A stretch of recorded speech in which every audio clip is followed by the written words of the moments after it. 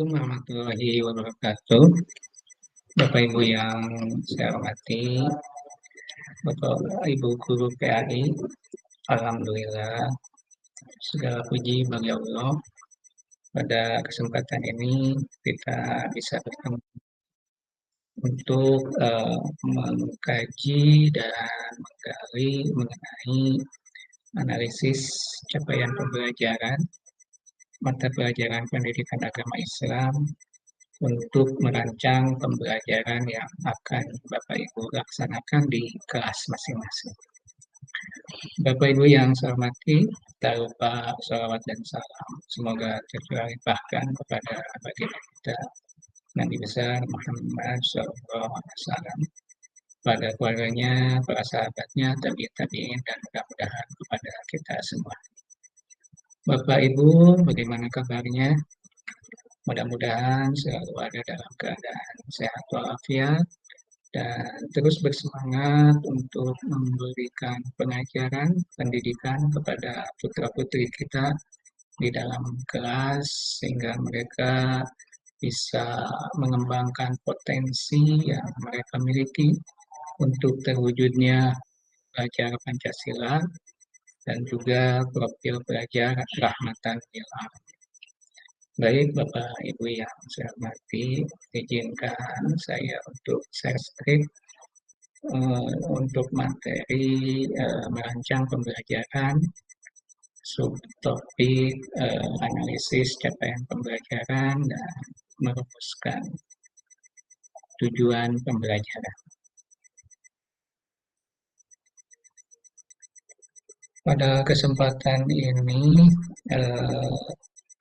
yang akan kita tuju ya dari kegiatan materi ini, pertama adalah bagaimana Bapak Ibu nanti bisa memahami mengenai karakteristik dan komponen dalam capaian pembelajaran, tujuan pembelajaran, dan alur tujuan pembelajaran khususnya pada mata pelajaran pendidikan agama Islam. Yang kedua, bagaimana Bapak Ibu memahami bahwa ATP bukan hanya kumpulan tujuan pembelajaran, tapi juga tonggak capaian pembelajaran siswa dalam mencapai capaian pembelajaran. Nah, di akhir kegiatan ini mudah-mudahan Bapak Ibu bisa memiliki pengalaman mengenai membuat tujuan pembelajaran berdasarkan capaian pembelajaran. Yang kedua, menganalisis TP dan merangkai ATP berdasarkan capaian pembelajaran dan karakteristik sekolah. Ini ya tujuan dari kegiatan pada materi. Nah, baik Bapak Ibu yang saya hormati, pada slide selanjutnya kita akan mulai masuk ya pada eksplorasi konsep.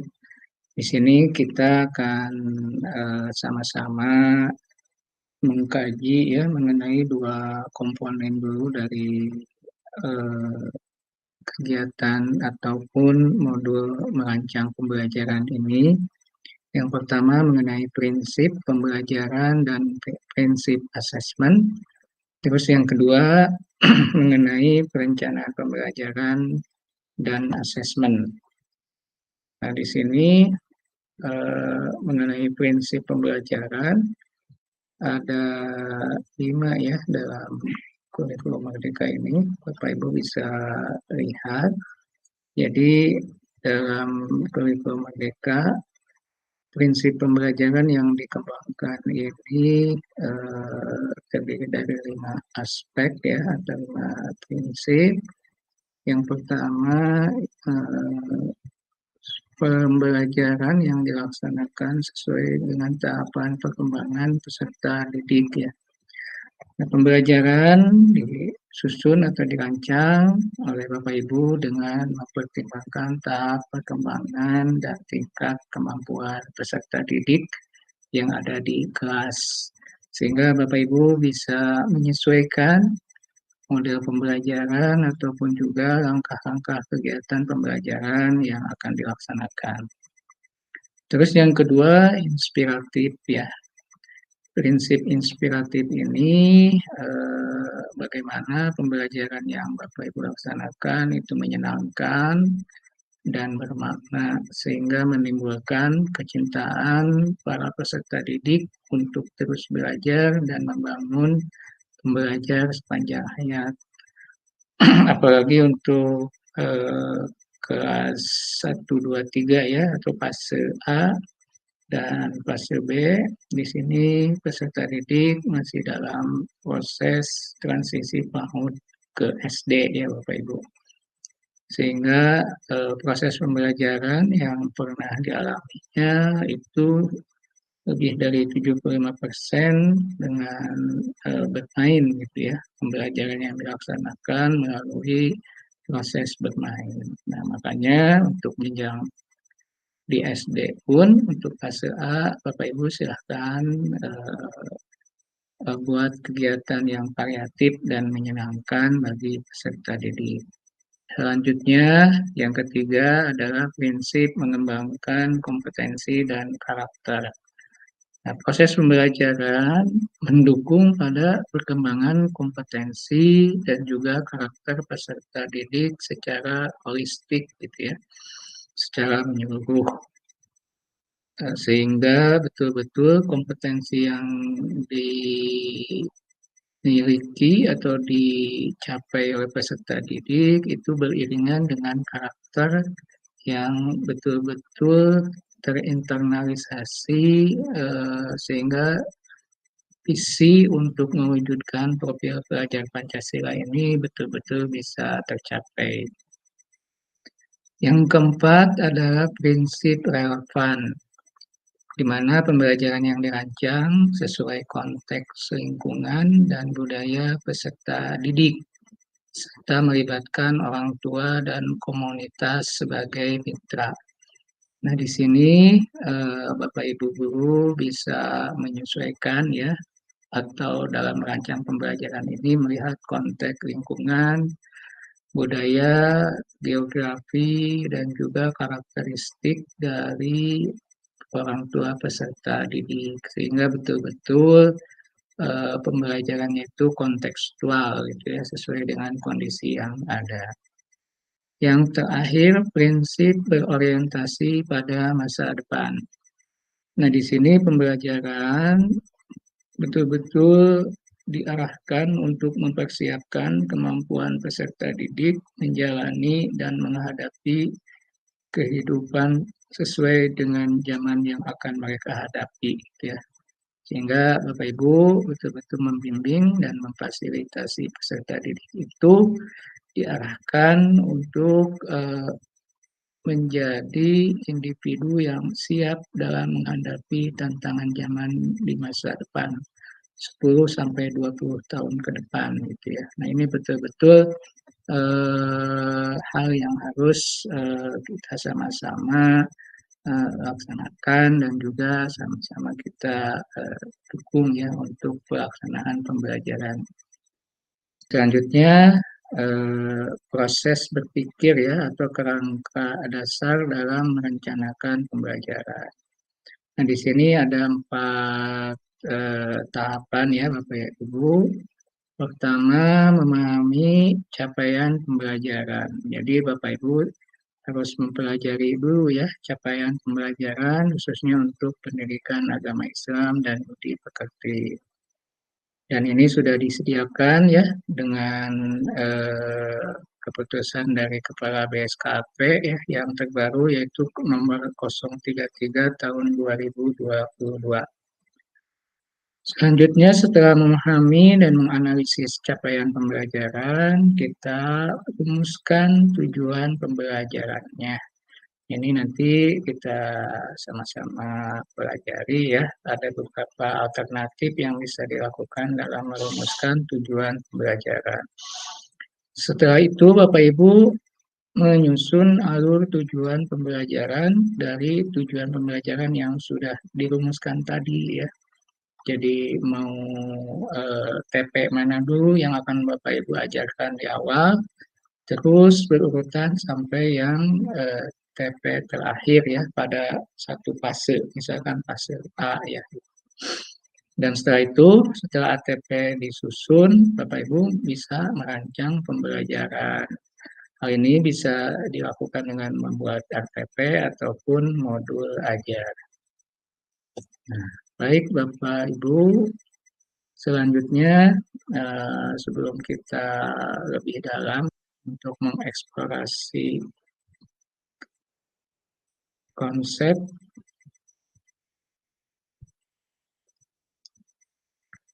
selanjutnya untuk lebih apa untuk mengeksplorasi konsep, di sini ada beberapa pertanyaan yang bisa menjadi bahan eh, awal ya, awal atau diagnostik sampai di mana Bapak Ibu mengetahui mengenai capaian pembelajaran, terus juga apa yang Bapak Ibu lakukan untuk memahami capaian pembelajaran, sebagaimana cara Bapak Ibu merumuskan tujuan pembelajaran. Selanjutnya, bagaimana cara Bapak Ibu menyusun alur yang logis dari tujuan pembelajaran dan apa yang Bapak Ibu lakukan dalam merencanakan pembelajaran dan asesmen berdasarkan tujuan pembelajaran. Nah, selanjutnya eh, kita mulai dari memahami capaian pembelajaran. Secara definisi, capaian pembelajaran ini merupakan kompetensi pembelajaran yang harus dicapai oleh peserta didik pada setiap fase. Jadi CP ini adalah kompetensi apa yang harus dicapai oleh peserta didik untuk setiap fasenya, gitu ya, untuk mata pelajaran. Nah, dalam CP ini, Bapak Ibu, kita akan banyak menemukan kata memahami ya, baik itu di fase A, fase B, fase C, sampai juga fase F.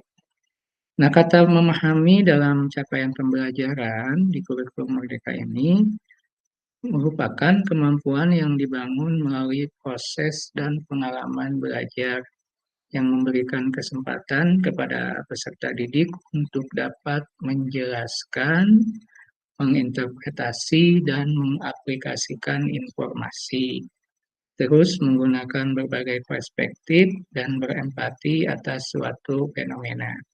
Jadi kata memahami di sini atau pemahaman bukanlah suatu proses kognitif yang sederhana atau proses berpikir tingkat rendah ya seperti pada taksonomi Bloom, yaitu C2 ya. Setelah mengingat C1 terus memahami C2. Jadi kata memahami pada CP di kurikulum Merdeka eh, itu lebih kemampuan yang lebih luas itu ya Bapak Ibu.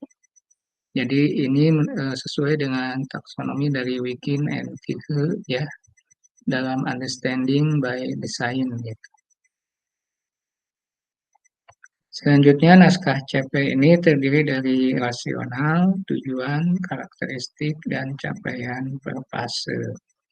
Rasional ini menjelaskan alasan pentingnya mempelajari mata pelajaran tersebut serta kaitannya dengan profil pelajar Pancasila. Tujuan menjelaskan kemampuan atau kompetensi yang dituju setelah siswa mempelajari mata pelajaran. Karakteristik merupakan penjelasan apa yang dipelajari pada mata pelajaran tersebut. Nah, hal ini bisa berbentuk elemen-elemen ya atau domain yang membentuk mata pelajaran dan berkembang dari fase ke fase. Nah, elemen di sini untuk pendidikan agama Islam terdiri dari 5 elemen ya Bapak Ibu. Pertama Al-Quran dan Hadis, selanjutnya akidah, akhlak, fikih, dan juga sejarah peradaban Islam. Nah, itu untuk pemahaman dari capaian pembelajaran. Nah, selanjutnya di sini ingin saya sajikan ya satu contoh capaian pembelajaran untuk mata pelajaran pendidikan agama Islam fase A. Nah, dalam capaian pembelajarannya ini untuk fase A, di akhir fase A, siswa nanti diharapkan Pada elemen Al-Quran hadis, peserta didik dapat mengenal huruf hijaiyah dan harokatnya, huruf hijaiyah bersambung, dan mampu membaca surat-surat pendek Al-Quran dengan baik. Nah, selanjutnya dalam elemen akidah. Nah, dalam elemen akidah ini, peserta didik diharapkan bisa mengenal rukun iman. Iman kepada Allah melalui nama-namanya yang agung atau Asmaul Husna dan mengenal para malaikat dan tugas yang diembannya.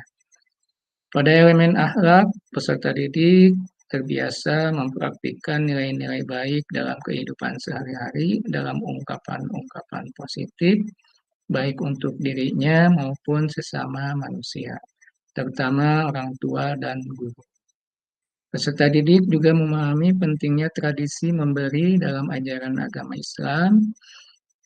Mereka mulai mengenal norma yang ada di lingkungan sekitarnya. Terus peserta didik juga terbiasa percaya diri mengungkapkan pendapat pribadinya dan belajar menghargai pendapat yang berbeda. Peserta didik juga terbiasa melaksanakan tugas kelompok serta memahami pentingnya mengenali kekurangan diri dan kelebihan temannya demi terwujudnya suasana saling mendukung satu sama lain. Nah, dalam elemen fikih, peserta didik dapat mengenal rukun Islam dan kalimat syahadatain, menerapkan tata cara bersuci, sholat fardu, adzan, iqomah, zikir, dan berdoa setelah sholat. Dalam pemahamannya tentang sejarah, peserta didik mampu menceritakan secara sederhana kisah beberapa nabi yang wajib diimani. Nah, itu ya eh, capaian pembelajaran untuk PAI pada fase A.